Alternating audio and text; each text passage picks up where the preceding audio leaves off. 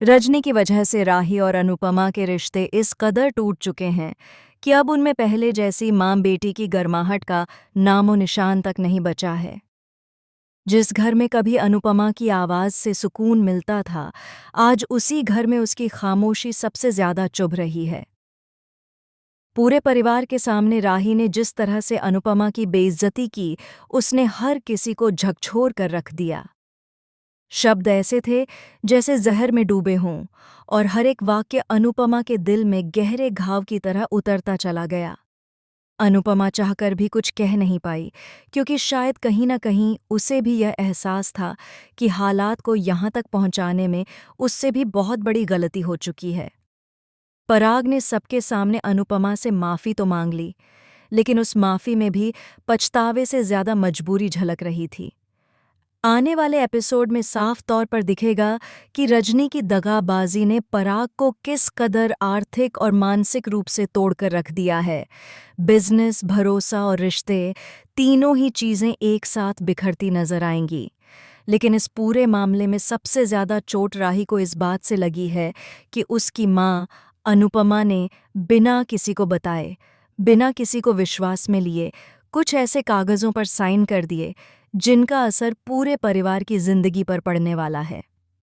राही के लिए ये सिर्फ एक गलती नहीं थी, बल्कि उसकी माँ की आदत बन चुकी महान बनने वाली सोच का एक और सबूत था।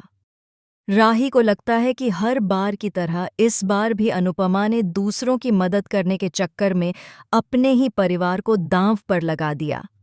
उसे बार बार वही पुराने जख्म याद आ जाते हैं, जब भी अनुपमा के फैसलों की कीमत पूरे परिवार को चुकानी पड़ी थी। राही अब थक चुकी है, बार बार माफ करते करते उसका सब्र जवाब दे चुका है। घर के सभी लोगों के सामने जिस तरह से वह अनुपमा पर बरसती है, उसमें सिर्फ गुस्सा नहीं बल्कि बरसों का दर्द भी साफ दिखाई देता है। उसकी बातों की तीखापन इतना ज़्यादा होता है कि अनुपमा का सिर शर्म से झुक जाता है और उसके होंठों से कोई शब्द बाहर नहीं निकल पाता। माही और गौतम भी इस बार अनुपमा के साथ खड़े होने के बजाय उसी पर सवाल उठाते नजर आते हैं। हर कोई यही कहता दिखता है कि अनुपमा हमेशा सही गलत के पीछे भागती रहती है, लेकिन अपने परिवार की भावनाओं को कभी नहीं समझ पाती। राही का साफ कहना है कि उसकी माँ को हर बार दुनिया को दिखाना होता है कि वह कितनी अच्छी है, कितनी त्यागी है, लेकिन इस चक्कर में वह अपने ही परिवार को अकेला छोड़ देती है। राही का यह भी आरोप है कि अनुपमा को रिश्तों की कीमत तब समझ आती है जब सब कुछ हाथ से निकल चुका होता है। इन्हीं हालात के बीच अनुपमा का टूटना सबसे ज्यादा दिल दहला देने वाला होगा। पहली बार वह अपने आत्मसम्मान को एक तरफ रखकर पराग के सामने हाथ जोड़ती है और उससे गिड़गिड़ाकर माफी मांगती है। वह यह भी विनती करती है कि किसी भी हाल में रजनी के साथ की गई डील को तोड़ दिया जाए, चाहे इसके लिए उसे खुद कितनी भी बड़ी कीमत क्यों न चुकानी पड़े।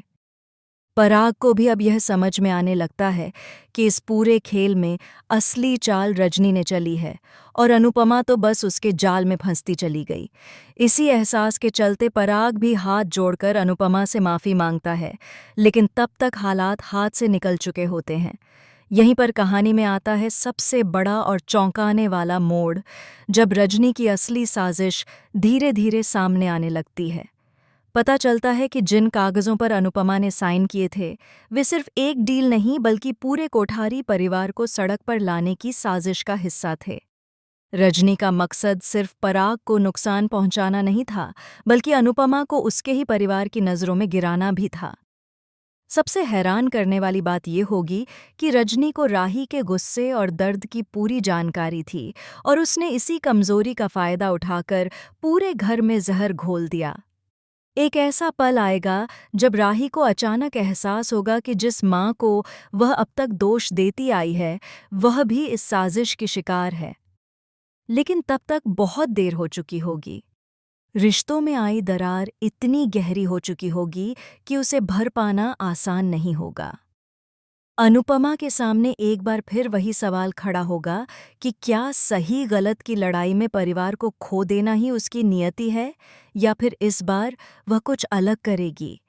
अब सबसे बड़ा सवाल यही है कि क्या सिर्फ माफी मांगने से रजनी द्वारा खड़ी की गई इतनी बड़ी समस्या का हल निकल पाएगा, या फिर कोठारी परिवार को एक साथ मिलकर किसी और बड़े तूफान का सामना करना पड़ेगा। क्या राही अपनी मां को दोबारा समझ पाएगी, या यह दूरी हमेशा के लिए दोनों के बीच दीवार बनकर खड़ी हो जाएगी। आने वाले एपिसोड में भावनाओं, धोखे और खुलासों का ऐसा तूफान देखने को मिलेगा जो दर्शकों को आखिरी पल तक बांधे रखेगा। आप इस हाई वोल्टेज ड्रामे को देखने के लिए कितने एक्साइटेड हैं? हमें अपनी राय कमेंट सेक्शन में ज़रूर बताएं और चैनल को सब्सक्राइब करना बिल्कुल न भूलें।